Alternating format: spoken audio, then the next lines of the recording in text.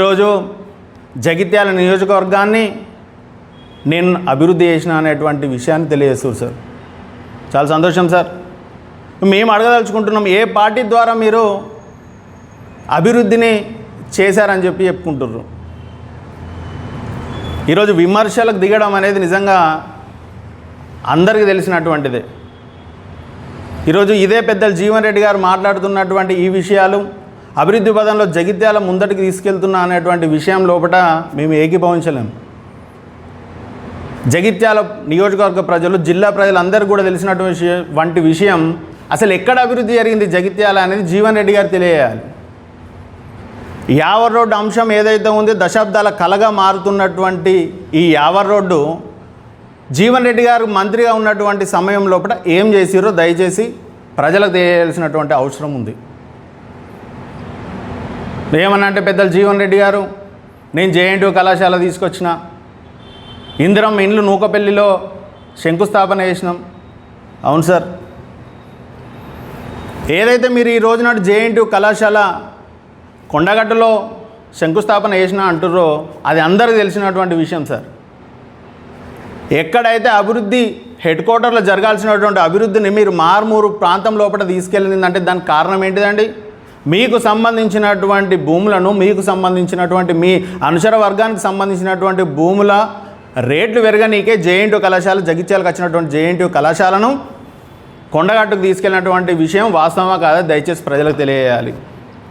ఈరోజు ఇందిరమ్మ ఇండ్లకు నేను శంకుస్థాపన అని చెప్తున్నటువంటి ఇదే జీవన్ రెడ్డి గారు జగిత్యాల కూతవేటు దూరంలో ఉన్నటువంటి నర్సింగాపూర్లో 100 ఎకరాలు వీరి అనుచరులు ఈరోజు కబ్జాలు చేస్తూ ఉన్నారని చెప్పని బహిరంగంగా తెలియజేస్తుంటే, మరి నర్సింగాపూర్లో ఎందుకు ఈ శంకుస్థాపన చేయలేకపోయారని చెప్పని మేము సూటిగా ప్రశ్నిస్తున్నాం. దయచేసి మా రైతాంగం, మా రైతు సోదరులు కూడా ఆలోచించాలన్న మీరు. మరి జగిత్యాల రైతాంగం కానివ్వండి, రాయకల్ రైతాంగం కానివ్వండి, ఆ బీర్పూర్ రైతాంగం కానివ్వండి, సారంగపూర్ రైతాంగం అందరూ కూడా దయచేసి ఆలోచన చేయండి. తన సుదీర్ఘ 43 సంవత్సరాల జీవితం లోపట ఒక్క పరిశ్రమ తీసుకొచ్చిండా అన్న? సో నేను రైతు నాయకుడు అని చెప్పుకునేటువంటి ఇదే జీవన్ రెడ్డి గారిని మేము అడుగుతున్నాం. రైతు నాయకుడిగా, రైతు పక్షపాతిగా చెప్పుకునేటువంటి జీవన్ రెడ్డి గారిని మేము అడగదలుచుకుంటున్నాం. మీ 43 సంవత్సరాల లోపల ఒక్క రైతు పరిశ్రమను తీసుకొచ్చిరా, ఇండస్ట్రీని ప్రజలకు, రైతాంగానికి తెలియాల్సినటువంటి అంశం జీవన్ రెడ్డి గారు తెలియజేయాలి సార్. రేవంత్ రెడ్డి గారు అందరిని దొక్కుకుంటూ పోతుర్రు. ఎవరు తక్కువ తిన్నారు ఇక్కడ అన్న? మీ అందరికి తెలిసి 2007 సంవత్సరం నుంచి వెళ్ళి మీరు అందరు మమ్మల్ని చూస్తుర్రన్న. జగిత్యాల లోపల జగిత్యాల అంటే జీవన్ రెడ్డి గారు అంటే జగిత్యాల అన్నటువంటి పరిస్థితుల లోపల వారికి వెన్నుదన్నుగా నిలిచిన దాంట్లో నేను కూడా ఉన్నాను. మీ అందరికీ తెలియదు కాదు.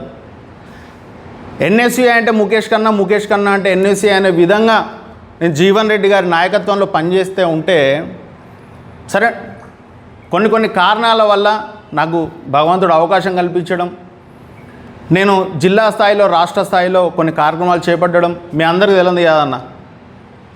2019 సంవత్సరంలో ప్లీనరీకి సంబంధించి జగిత్యాల జిల్లా నుంచి ఎన్ఎస్సీఐ తరఫున పాల్గొనే అవకాశం నాకు రావడం, గౌరవ అప్పుడు ఉన్నటువంటి రాహుల్ గాంధీ గారు అధ్యక్ష హోదాలో వారిని కలవడం, వారితో మాట్లాడడం జరిగి జగిత్యాల రాగానే నా మీద కుట్రవన్నీరే.